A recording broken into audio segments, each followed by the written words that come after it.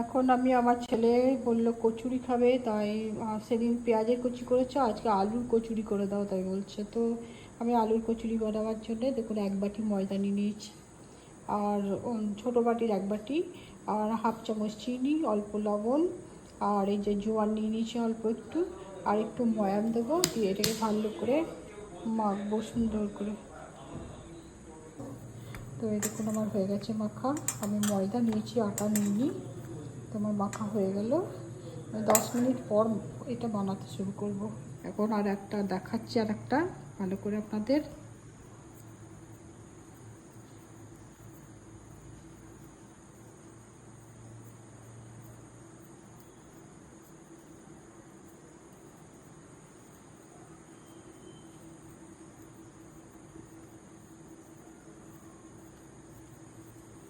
এই হয়ে গেল আবার কচুরি বানানো, এবার তেলে ছেড়ে দেবো।